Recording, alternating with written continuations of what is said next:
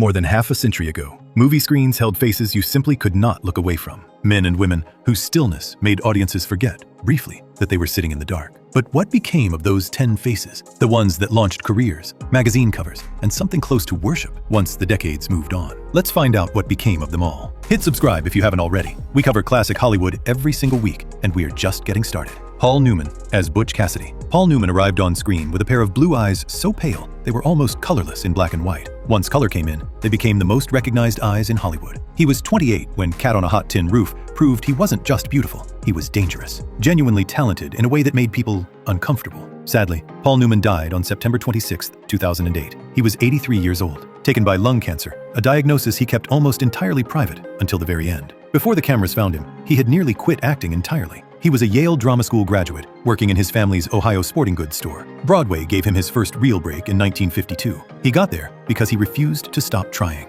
9 Academy Award nominations, a professional racing career that earned real respect on the circuit, and Newman's Own, a food company that has donated over $570 million to charity since its first jar of salad dressing went on sale in 1982. He was married to Joanne Woodward for 50 years. He never lost those blue eyes. Those eyes opened doors that talent alone might never have found. But Paul Newman was the rare man who walked through every one of them with something worth saying. Audrey Hepburn as Holly Golightly. She had a quality that was almost impossible to name. Not quite elegance, not quite fragility. Something between the two that made audiences go very still. Audrey Hepburn was 24 when she won the Academy Award for her very first leading role in Roman Holiday. Hollywood understood immediately that the usual rules did not apply to her. Audrey Hepburn passed away on January 20th, 1993. She was 63, taken by colon cancer, just weeks after returning from a trip to Somalia that had left her visibly weakened, and by all accounts, completely at peace. Almost no one watching her on screen knew how close she had come to not surviving her own childhood. She grew up in Nazi-occupied Netherlands. During the hunger winter of 1944, she ate tulip bulbs and nettle soup to stay alive. The malnutrition affected her health for the rest of her life. After Roman Holiday came Breakfast at Tiffany's, My Fair Lady, and 15 years of work that made her one of the most recognized faces on earth. In her final years, she flew to Ethiopia, Sudan, and Somalia as a UNICEF Goodwill Ambassador. She brought cameras and money to children who were hungry, in exactly the same way she had once been hungry. The girl who ate tulip bulbs to survive a war grew into the woman who flew into war zones so that other children would not have to. Steve McQueen as Frank Bullitt. He moved through a scene with a coiled, quiet energy that made everyone around him look like they were trying too hard.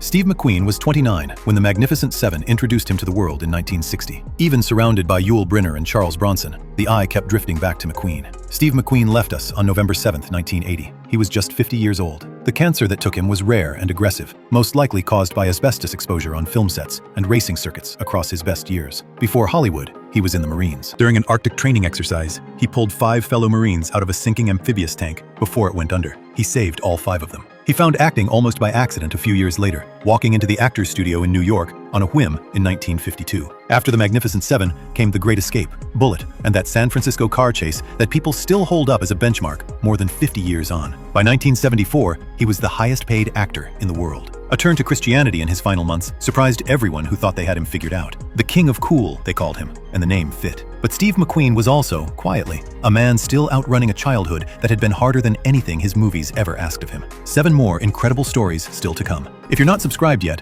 now is the time. Elizabeth Taylor as Cleopatra. She was 12 years old when National Velvet made her a star in 1944. 12. Hollywood never quite recovered from what it had created. Elizabeth Taylor moved through the film industry the way a storm moves through a town. When it was over, everything looked different. Elizabeth Taylor drew her last breath on March 23, 2011. She was 79 years old. Her heart gave out quietly at Cedars-Sinai Medical Center in Los Angeles. Here is something most people don't know. Elizabeth Taylor was British, born in London with a clipped English accent that MGM's dialect coaches spent months training her out of. The woman who became the most American of icons started out sounding like none of them. She won the Academy Award twice, for Butterfield 8 and for Who's Afraid of Virginia Woolf. She was married 8 times to 7 men, a fact she discussed with more humor than anyone around her ever managed. But her most important act had nothing to do with a film or a wedding. When Rock Hudson was diagnosed with AIDS, Taylor refused the silence most of Hollywood chose. She helped launch AMFAR, the Foundation for AIDS Research, and raised hundreds of millions of dollars at a moment when the disease had almost no one powerful enough to speak for it. The most photographed woman of her century became, before the end, one of the most consequential. Clint Eastwood as Harry Callahan. 2 Academy Awards for Best Director, one in 1993, the other in 2005. That is how Clint Eastwood answered everyone who ever called him just a squinting man with a poncho. In 2026, he is 95 years old. His most recent film, Juror Number 2, came out in 2024. Before The Man with No Name, Eastwood had been turned down by the University of Southern California's drama school. He worked as a lumberjack, a gas station attendant, and a swimming pool digger. Universal Pictures signed him for $75 a week, then dropped him 2 years later. Sergio Leone found him broke and cast him in a Western filmed in Spain for almost nothing. That was the door. Everything else came through it. 40 films as a director, a serious jazz pianist, 2 years as mayor of Carmel by the Sea in California, where he left the town better than he found it. When USC eventually gave him an honorary degree, the school that once turned him away stood in front of what it had missed and clapped. The Man with No Name accumulated, in the end, the most densely storied name in American filmmaking. Jane Fonda as Barbarella. In 2026, Jane Fonda is 88 years old. She has been arrested for civil disobedience on the steps of the United States Capitol. She starred in a Netflix series that ran for 7 seasons. She is not slowing down. She never has.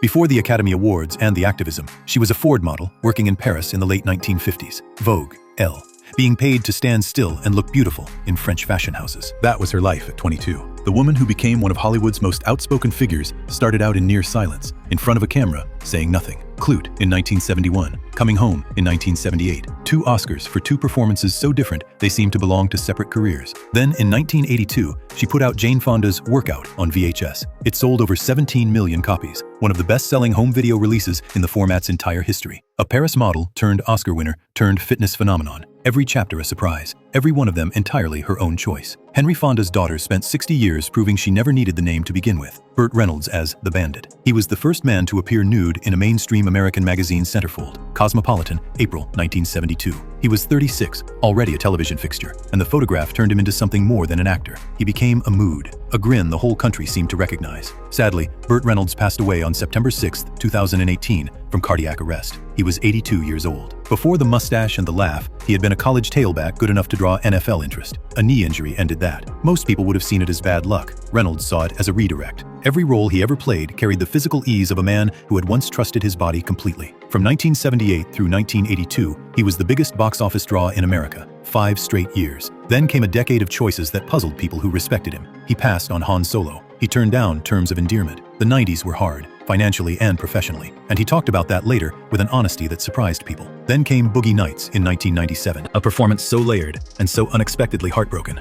that the Academy nominated him at 62. Everyone who had written him off had to sit down and think again. The man who bared everything for a magazine centerfold had been saving his deepest performance for exactly the right moment. Raquel Welch as Loana. The white fur bikini from 1 million years BC was photographed in 1966 and went everywhere. It became one of the most reproduced images of that entire decade. Raquel Welch was 26, dark-eyed and striking in a way the camera could not stop finding. And that one image nearly buried the actress wearing it alive. Raquel Welch was 82 years old when her heart gave out on February 15, 2023. It was a quiet loss, no prolonged public illness. That felt right for a woman who had always kept control of her own story. Like Burt Reynolds before her, she spent years fighting the image that had made her famous. Because the image was so powerful, the industry stopped looking for anything beneath it. Before any of that, she was a single mother of 2 children, working as a cocktail waitress and reading the weather on local television in Dallas. She came to Hollywood with 2 kids, very little money, and a face that stopped people mid-sentence. She studied acting seriously, pushed for real roles, and in 1974 won the Golden Globe for Best Actress in a Musical or Comedy for The Three Musketeers. The industry had been too distracted by how she looked to notice what she could do.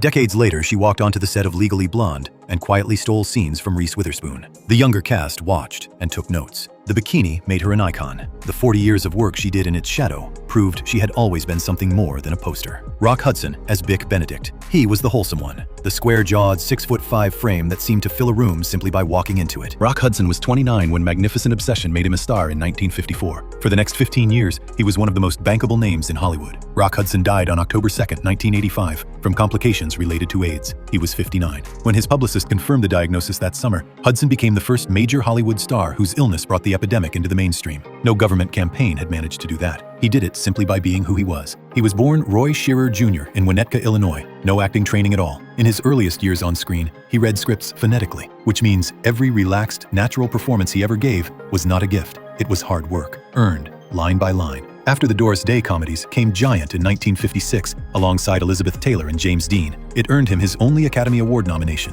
and showed a depth his lighter work had never needed. The studio had required him to hide his homosexuality for his entire career. His death, and what it forced into the open, did more to change how Americans saw the AIDS crisis than almost any other single moment of that decade. Roy Shearer from Winnetka drove trucks and delivered mail, and then, at the very end of his life, changed how a country understood a disease by simply no longer being able to hide the truth. Faye Dunaway as Bonnie Parker. Bonnie Parker was supposed to make her a star, and it did. But nothing in 1967 prepared anyone for what Faye Dunaway would do with the roles that came after. Especially Diana Christensen in Network, the most ruthless television executive ever put on screen. That performance still stops serious film critics cold when they go back to it. The character was hollow. The performance was anything but. In 2026, Faye Dunaway is 85 years old and still working. Before Hollywood, she trained at the Lincoln Center Repertory Company in New York, one of the toughest theater programs in the country. Directors who worked with her later said every choice she made was deliberate. Nothing was accidental. Nothing was left to chance. Bonnie and Clyde announced her. Chinatown confirmed her. Network won her the Oscar. Then came Mommy Dearest in 1981.